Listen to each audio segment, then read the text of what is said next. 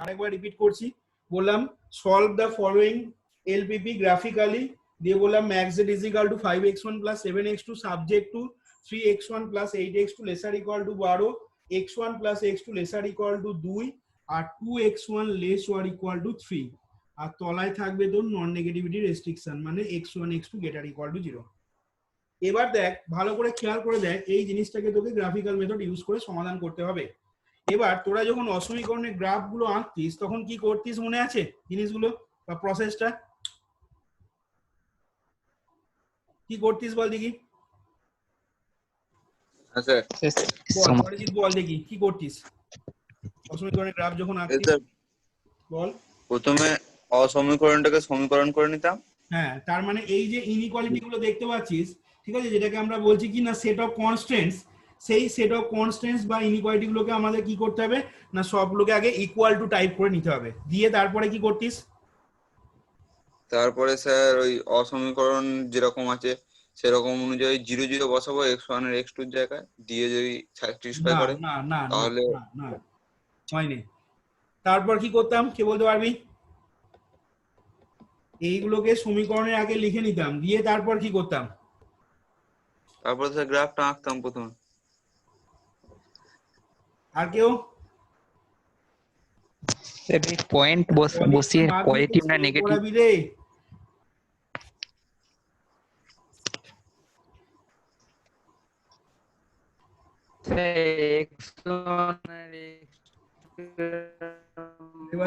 কিছু শোনা যাচ্ছে না। আর কেউ? নেটের অবস্থা খুব খারাপ এখানে। দেখো এরপরে যেটা করতাম ওই স্ট্রেট লাইন গুলোকে আমরা ইকুয়াল টু টাইপ করে নেওয়ার পর, অর্থাৎ এটাকে 3x1 প্লাস 8x2 সমান 12 লিখে নিতাম। একই রকম ভাবে পরের ইকুয়েশন গুলোকেও সমান দিয়ে লিখতাম। তারপর যেটা করতাম এই স্ট্রেট লাইনটাকে আমরা ইন্টারসেপ্ট ফর্ম বা ছেদিতাংশ আকারে লিখতাম, অর্থাৎ এটাকে পরের লাইনে or x1 by 4 plus x2 by কত হবে 12 বাই 8 মানে হচ্ছে 3/2 সমান 1।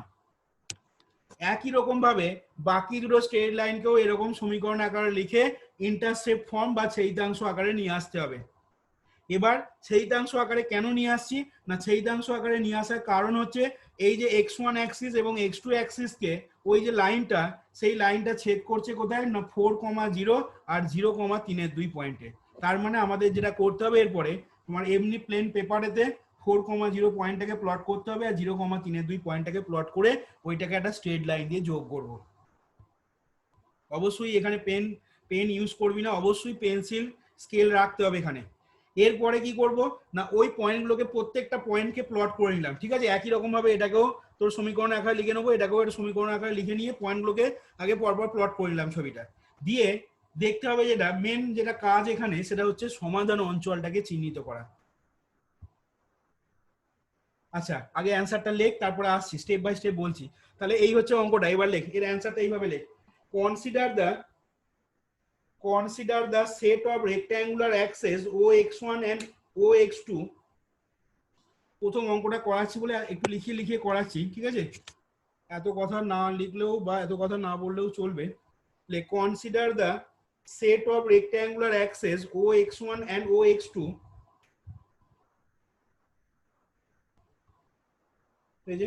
consider the set of rectangular axes OX1 and OX2 and ওর সাথে লিখবে and any point in the first quadrant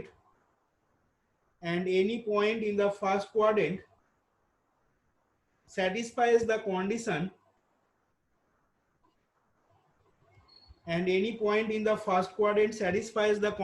first কোয়াড্রেন্টে অবস্থিত যে কোনো পয়েন্ট কি স্যাটিসফাই করবে বল দেখি, কোন কন্ডিশনটা স্যাটিসফাই করবে?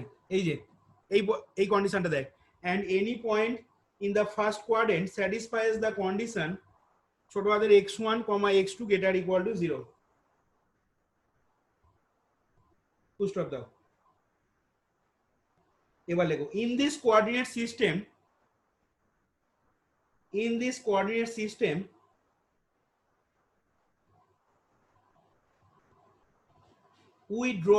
we first draw the graphs of the following lines in this coordinate system মানে ওই এখানে কিন্তু x অ্যাক্সিস y অ্যাক্সিস হবে না, এখানে কিন্তু যেহেতু x1 x2 দিয়ে আছে তার মানে x1 অ্যাক্সিস x2 অ্যাক্সিস করতে হবে। তাহলে in this coordinate system we first draw the graphs of the following lines, ব্র্যাকেটে লিখবে দিয়ে we first draw the graphs of the following lines, ব্র্যাকেটে লেখো which are obtained, ফার্স্ট ব্র্যাকেটের ভেতর লিখবে কথাটা which are obtained, যেটাকে পাওয়া যাবে কিভাবে না which are obtained by giving equality sign, which are obtained by giving equality sign to the given constraints, which are obtained by giving, which are obtained যেগুলোকে পাওয়া যাবে which are obtained by giving equality signs to the given constraints, which are obtained by giving equality signs to the given constraints, to the given constant, ব্র্যাকেটটা close করে দাও দিয়ে এই যে which are obtained বললাম by giving equality sign to the given constraints। এবার লেখো paragraph change করবে the first inequation can be written as, inequation কেন বলছি না যেহেতু ইকুয়েশন টাইপ নেই গ্রেটার ইকুয়াল টু বা লেসার ইকুয়াল টু আছে বলে ইনইকুয়েশন বলছি। the first inequation can be written as, যে লেখন যেমন ভাবে লিখেছি 3x1 plus 8x2 সমান 12 or x1 by 4 plus x2 by 3/2 সমান 1। তোমরা এটাকে এক নাম্বার নাম্বারিং করবে, যেভাবে বলছি ঠিক ওইভাবে করবে। আবার লেখো the second inequation can be written as, the second inequation can be written as, ইনইকুয়েশনের বদলে তোমরা কনস্ট্যান্ট কথাটাও ইউজ করতে পারো। the second constant can be written as, তাহলে হবে দেখো x1 plus x2 সমান 2 or x1 by 2 plus x2 by 2 সমান 1, এটাকে 2 নাম্বার নাম্বার দিয়ে দেবে। আবার লেখো the third inequation can be written as, the third inequation can be written as, the third inequation can be written as, একটু তাড়াতাড়ি লেখো the third inequation can be written as, দিয়ে লিখবে 2x1 সমান 3 or x1 সমান হয়ে যাচ্ছে দেখো 3/2, এটাকে তোমরা 3 নাম্বার নাম্বারিং করে দেবে। ঠিক আছে এবার লেখো now the graphs of the above line are shown in the figure below, now the graphs of the above line are shown in the figure below। সব সময় গ্রাফ একটা ফুল স্কেপ পেজেতে আঁকার চেষ্টা করবি। now the graphs of the following lines are, graphs of the graphs of the above lines লিখবি, graphs of the above lines are shown in the figure below। দেখ এবার কিভাবে গ্রাফটা আঁকছি, অবশ্যই কিন্তু বলেছি বারবার গ্রাফ কিন্তু পেন্সিলে আঁকবি। the graphs of the above lines are shown in the figure below। দেখ কিভাবে আঁকা হচ্ছে, এখানে দেখ খেয়াল করে x1 এর তলায় বা x2 এর তলায় কোনো নেগেটিভ কোয়ান্টিটি নেই, তার মানে x1 অ্যাক্সিসের বাঁ দিকটা এখানে না টানলেও চলবে। তোর খাতায় লম্বা করে স্কেল ফেলে x1 Axis x2 Axis draw করবি, অরিজিনটা ওর নাম দিবি, এই দিকটাও টানার দরকার নেই, ঠিক আছে, এই দিকটাকেও বাড়াবার দরকার নেই। এই দিকটা বা এই দিকটা টানবি তখনই যখন x1 এর তলায় নেগেটিভ কোয়ান্টিটি থাকবে বা x2 এর তলায় যখন নেগেটিভ কোয়ান্টিটি থাকবে তখন এই দিকগুলোকে বাড়াতে হবে, আদারওয়াইজ এগুলো বাড়ানোর দরকার নেই। এবার দেখ প্রথমে সেম স্কেল ফেলবি, ঠিক আছে, স্কেল ফেলে ওই যখন ইয়েগুলোকে টানবি তখন যেন সেম স্কেল হয়, অর্থাৎ এই গ্যাপিং গুলো এটাকে তলায় লিখে রাখ 1 2 3 4 5। আচ্ছা আমাদের এখানে কত পর্যন্ত করতে হবে সেটা কি করে বুঝবো না, দেখ যে তিনটে ইকুয়েশন আছে তার একটার তলায় x1 এর ঘরে আছে দেখ 4, আর একটার তলায় x1 এর ঘরে আছে 2, আর একটা আছে x1 সমান 3/2, তাহলে আমরা মোটামুটি 5 পর্যন্ত বা 6 পর্যন্ত নিলি সাফিসিয়েন্ট হয়ে যাবে। দেখ এবার ঠিক একই রকম ভাবে এইখানেতেও সেম স্কেল ইউজ করে 1 2, বারবার বলছি এগুলো যেন সেম স্কেল হয়, অর্থাৎ গ্যাপিং গুলো যেন সমান হয়, নাহলে কিন্তু গ্রাফ বা সমাধান অঞ্চল চিহ্নিত করতে কিন্তু উল্টো পাল্টা হয়ে যাবে সেক্ষেত্রে, বা সমাধান অঞ্চল চিহ্নিত করার সময় প্রবলেম আসবে সেক্ষেত্রে। এবার দেখ x1 সমান x1 এর তলায় আছে 4 আর x2 এর তলায় আছে দেখ 3/2, তাহলে কোথায় কোথায় প্লট করবো বল দেখি, বল অরিজিৎ বল। এখানে প্রথম লাইনটা যখন আঁকবো তখন কোথায় প্লট করব বল? স্যার ওই নিচেতে 4 ঘর নেবো হ্যাঁ, আর মানে 4,0 দেখ এইখানে পয়েন্টটাকে প্লট করবি পেন্সিল দিয়ে, দিয়ে গোল করে নিবি। আর বল, তাড়াতাড়ি বল। আর একটা স্যার আর এই 1 আর 2 এর মাঝখানে উপরের হ্যাঁ, দিকে 3-এর 2 মানে হচ্ছে 1.5, মানে তোর মোটামুটি এরকম জায়গায়, ঠিক আছে, এই পয়েন্টটাকে ইয়ে করবি। এই বোর্ডে আঁকা খুব মুশকিল গ্রাফিক্যাল ইয়ে। এবার দেখ, এবার এই স্কেল ফেলবি, অবশ্যই স্কেল ফেলে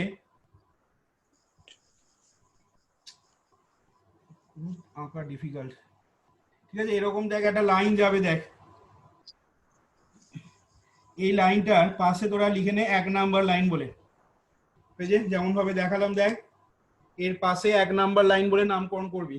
এবার নেক্সট আসছি, দেখ তোর বল x সমান তোর কি ছিল, x এর তলায় 2 আর x1 এর তলায় 2, x2 তলায় 2।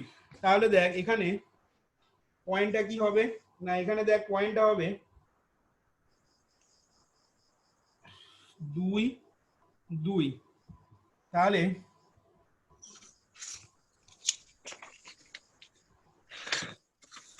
এরকম দেখ যাবে লাইনটা, এর পাশে 2 নাম্বার লাইন লিখে নিবি, হলো। আচ্ছা 3 নাম্বার দেখ, 3 নাম্বার লাইনটা কি ছিল বল, x1 সমান 3-এর 2। কে বলতে পারবি? সৌমেন বল দেখি, x1 সমান 3-এর 2 লাইনটা ছবি কিরকম হবে? তাড়াতাড়ি বল, x1 সমান 3-এর 2 লাইনটা ছবি কিরকম হবে? x1 সমান 3-এর 2 হবে, দেখ x2 অ্যাক্সিস এর প্যারালাল এবং অরিজিন থেকে দেখ 3-এর 2 মানে 1.5 দূরত্বে। তার মানে দেখ এরকম জায়গায় একটা পয়েন্ট নিয়ে গোল করে দিবি। আর বলতে হবে না, থাক আর বলতে হবে না, নেটের অবস্থা খুব খারাপ। এখানে দেখ এই লাইনটাকে দেখ যোগ করবি, এখানে পাশে লিখে নিবি x1 = 3-এর 2, হলো। x2 অ্যাক্সিস এর প্যারালালে হবে। এবার যেটা মেন আসল কাজ হচ্ছে, এবার আচ্ছা এই লাইনটার পাশে লিখে নিবি 3 নাম্বার লাইন বলে, 1 2 3 নাম্বার লাইন লিখে নিবি। এবার দেখ, এবার যেটা করতে হবে আসল কাজ হচ্ছে এবার সমাধান অঞ্চল চিহ্নিত করা। বল অরিজিৎ বল, সমাধান অঞ্চল চিহ্নিত করার কি নিয়ম ছিল? তাড়াতাড়ি বল, সমাধান অঞ্চল চিহ্নিত করার কি নিয়ম ছিল? স্যার x1 আর x2 এর জায়গায় 0 0 বসাবো, বসালাম, ঠিক আছে। দিয়ে হ্যাঁ, দিয়ে স্যার লেস দেন 12 আসছে আর এদিকে 0, হ্যাঁ বাঁ দিকটা 0 আসছে আর 0টা লেস দেন 12, তাহলে ওটা হবে স্যার x অ্যাক্সিসের দিকে হবে। তার মানে বল, সোজা ওই কথা সোজা ভাবে 0 বল, এর দিকে হবে। ঠিক আছে, সোজা কথা সোজা ভাবে বল, যে ইকুয়েশন গুলো দেওয়া থাকবে সেই ইকুয়েশনেতে x বা y এর জায়গায়, অথবা যেখানে x1 x2 দিয়ে থাকবে সেখানে x1 আর x2 এর জায়গায় 0 0 বসিয়ে নেবো, ঠিক আছে, প্রত্যেকটা কনস্ট্যান্টে যত কটা কনস্ট্যান্ট থাকবে। দিয়ে দেখবো কি না 0 0 বসালে বাঁ দিকটা সবসময় 0 আসবে, আর ডান দিকটা দেখবো সেটা গ্রেটার ইকুয়াল টু না লেসার ইকুয়াল টু আছে। এবার যদি লেসার ইকুয়াল টু থাকে তাহলে এখানে দেখ প্রথম যে ইকুয়েশনটা ছিল সেই ইকুয়েশনটা আছে 3x1 + 8x2 ≤ 12, এটা ছিল। তাহলে এখানে যদি x1 আর x2 জায়গায় আমি 0 0 বসাই তাহলে সেটা কি পাবো না 0 ≤ 12। তার মানে দেখ এই জিনিসটা কি হচ্ছে, ট্রু হচ্ছে বা সত্যি হচ্ছে। যদি সত্যি হয় তাহলে সেক্ষেত্রে 1 নাম্বার লাইনের সমাধান অঞ্চল যখন চিহ্নিত করব তখন হবে মূল বিন্দুর দিকে। আর যদি মনে কর সেটা সত্যি না হয় বা ইনইকুয়ালিটি যদি হোল্ড না করে, ঠিক আছে, তাহলে সেক্ষেত্রে সমাধান অঞ্চল হবে মূল বিন্দুর বিপরীত দিকে। তাহলে এখানে দেখ এইটা হচ্ছে 1 নাম্বার লাইন, ঠিক আছে, ভালো করে খেয়াল কর। 1 নাম্বার লাইনে এখানে যেহেতু এটা স্যাটিসফাই করছে তার মানে এর সমাধান অঞ্চলটা হবে মূল বিন্দুর দিকে। মানে দেখ যেমন ভাবে তীর চিহ্ন দিচ্ছি এইরকম ভাবে তীর চিহ্ন দিয়ে দেখাবি পেন্সিল দিয়ে, হলো। খুব বেশি তীর চিহ্ন দিবি না, নাহলে কিন্তু ছবিটা ঘিঞ্জি হয়ে যাবে, দেখতে পরিষ্কার থাকবে না। ছবি সবসময় এখানে ফিগার পরিষ্কার রাখবি যাতে যিনি এক্সামিনার তার খাতা দেখতে যেন সুবিধা হয়। এটা হলো তোর প্রথম 1 নাম্বার তোর লাইনের রেসপেক্টে, এটা হলো এটা।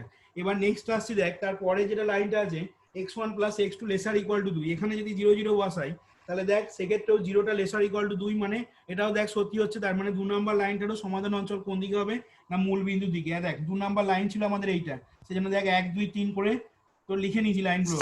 তাহলে এখানেও দেখ খুব বেশি অ্যারো দিবি না, জাস্ট সমাধান অঞ্চল বোঝার জন্য মোটামুটি দুটো তিনটে অ্যারো দিলেই হয়ে যাবে। তাহলে এরও দেখ সমাধান অঞ্চল হয়ে গেল মূল বিন্দুর দিকে। এরপর আসছি next x2x1 laser equal to 3। তাহলে এখানে যদি x এর জায়গায় 0 বসাস তাহলে এটা দেখ 0 লেসার ইকুয়াল টু 3 পাচ্ছিস, তার মানে এটাও দেখ ট্রু হচ্ছে। তার মানে দেখ এরও সমাধান অঞ্চল হচ্ছে 3 নাম্বার লাইনটারও সমাধান অঞ্চল হচ্ছে দেখ মূল বিন্দুর দিকে। ঠিক আছে, এবার বল তাহলে তোদের খাতায় দেখ, এবার বোর্ডে দেখে বুঝতে পারবি না, তোদের খাতায় দেখে বল এবার তাহলে এই তিনটে কমন পোরশন বা তিনটে কমন রিজিয়ন স্যাটিসফাই করছে কোন অংশটা ছবিতে। খুব ভালো করে দেখে বলবি, ঠিক আছে। অরিজিনকে কেন্দ্র করে যে পঞ্চভুজটা হয়েছে। হ্যাঁ দেখ আলাদা যদি কালি থাকে বা পেন্সিলের ইয়েটা দিয়ে সেট করবি, ঠিক আছে, হালকা করে পেন্সিলের ইয়েটা দিয়ে দেখ যে ইয়েটা দেখ সেট করছি এখানে, এই অংশটা দেখ সমাধান অঞ্চল হবে। দেখ অর্থাৎ এইখান থেকে দেখ এইটা ভালো করে দেখ খেয়াল করে, এইটা আর এইখানে দেখ এইটা, ঠিক আছে, এই অংশটা দেখ সমাধান অঞ্চল হবে, যেটুকু পোরশন দেখ সেট করলাম।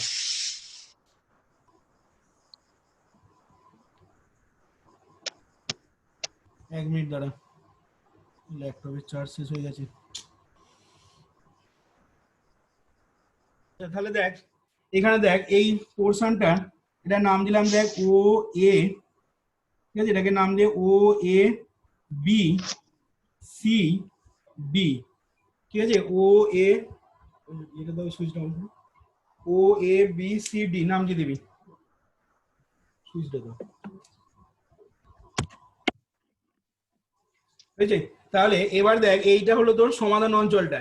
এবার লেখ এখান থেকে ছবিটা আঁকার পর লিখবি hair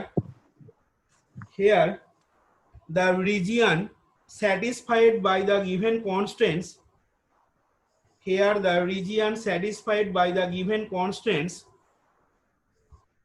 here the region satisfied by the given constraints including the non-negativity restriction,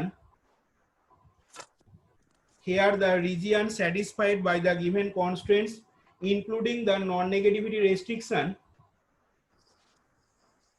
including the non-negativity restriction is denoted in the figure,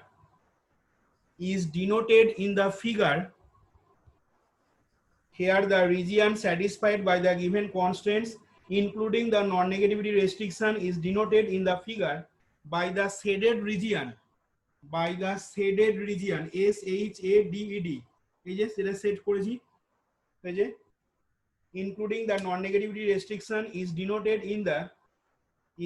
in the figure by the shaded region, দিয়ে লিখবি ও A B C D O, O A B C D ও, এই যে ও A B C D ও। এবার লেখ নাও the coordinates of, এবার তোকে যেটা কাজ হবে সেটা হচ্ছে ওই শেডের রিজিয়নটা যে পয়েন্ট দিয়ে তৈরি হয়েছে সেই পয়েন্টে কোঅর্ডিনেটগুলোকে বার করে নেওয়া। লেখ নাও the coordinates of O A B C D are, now the coordinates of O A B C D are, O এর কোঅর্ডিনেট তো বুঝতেই পারছিস 0 0 হবে, লেখ 0 0 কমা দে, এটা দেখ 2 0 দেখি বুঝতে পারছিস, এটা লেখ, সরি এটা মনে হচ্ছে ভুল হলো, এটা 2 0 হবে না, এটা কত হবে রে, এটা দেখ 3 2 ছিল, x1 সমান 3 2 লাইন, ঠিক আছে, তাহলে এটা কত হবে 3 2 0 কমা দে। এবার বল বি পয়েন্টটাকে বার করতে গেলে কি করতে হবে, বি পয়েন্টে কোঅর্ডিনেটটাকে বার করতে গেলে দেখ বি পয়েন্টটা কার কার ইন্টারসেকশন হয়েছে, দেখ এখানে বি পয়েন্টটা দেখ, দেখ 1 নাম্বার লাইনটা, সরি এটা বোধহয় 2 নাম্বার ছিল, 2 নাম্বার লাইনটা আর 3 নাম্বার লাইনটা, তার মানে 2 আর 3 কে পাশে রাখে সমাধান কর, দিয়ে বি এর কোঅর্ডিনেটটা বার করে বল কত আসছে, তাড়াতাড়ি বল। 2 নাম্বার লাইনটা 3 নাম্বার লাইনটাকে পাশে সমাধান করবি, দিয়ে বি এর কোঅর্ডিনেটটা কত আসছে, কত এলো 3 2 হাফ, 3 2 হাফ, বাকিদেরও তাই আসছে 0 0 3 2 0, রে 3 2 হাফ আসছে, আসছে না, হ্যাঁ স্যার। তাহলে সি পয়েন্টে কোঅর্ডিনেট বার করবি, এরপর সি পয়েন্টটা দেখ কার কার ইন্টারসেকশন হচ্ছে, দেখ 1 নাম্বার লাইনটা আর তোর হচ্ছে 2 নাম্বার লাইনটা কর, সমাধান কর।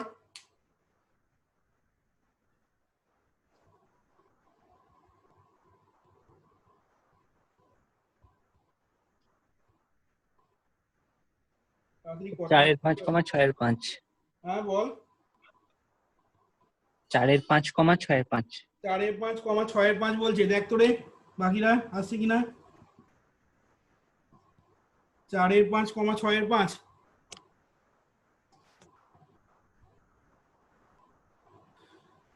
আসছে।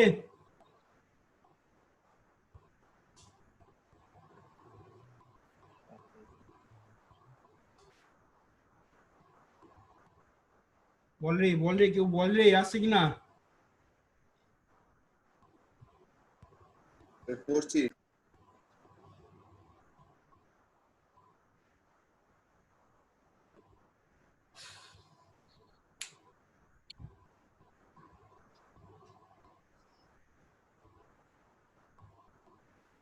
চারে 5,6.5। বুঝছে তো? তাহলে লেখ 4.5, 6.5 এন্ড ডি এর কোঅর্ডিনেট তো মুখোমুখি হয়ে যাবে, এটা বার করার দরকার পড়ছে না। বল এটা কত হবে? 0, বল এটা বোধহয় 2 না কত ছিল, এটা বোঝা যাচ্ছে না। ডিটা দেখ তো কত ছিল, 0, কত হবে দেখ। এই ডি পয়েন্টটা 2 এর আগে ছিল, তার মানে 3 এর 2 বোধহয়। 0,3-2। তাই তো 0,3 এর 2 হচ্ছে বোধহয়। হ্যাঁ 0,3 এর 2 লেখ।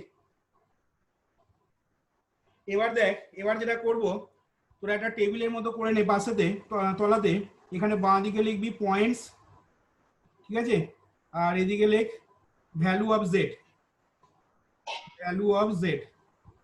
বাঁ দিকটা বললাম লিখতে পয়েন্টস, আর এদিকটা লিখতে বললাম ভ্যালু অফ জেড। এবার পয়েন্টের ঘরেতে লিখে নিবি O00 ক্যাপিটাল এ 3-2 0। আচ্ছা O00 তে বল তো ভ্যালুটা কত হবে, জেড এর ভ্যালু বল তাড়াতাড়ি বল। না ম্যাক্স জেড 0। সমান কত ছিল রে? ম্যাক্স জেড সমান দেখ 5x1 + 0। 7x2 মানে 0 মানে এর ভ্যালু দেখ 0 পাচ্ছিস। 3-2, 0 তে বল জেড এর ভ্যালু কত আসবে বল।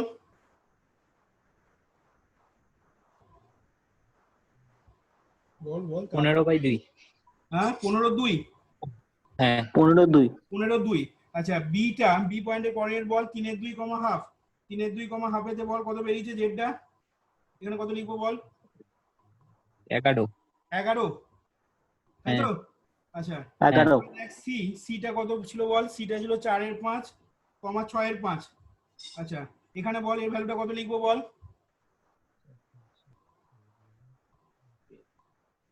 62/5। হ্যাঁ 3 এর কত বললি? 62/5। 62/5। আচ্ছা আর ফাইনালি তোর ক্যাপিটাল ডি 0,3-2, ঠিক আছে। এই পয়েন্টে বল ভ্যালুটা কত হবে, এখানে কত লিখবো? 21/2। 21/2।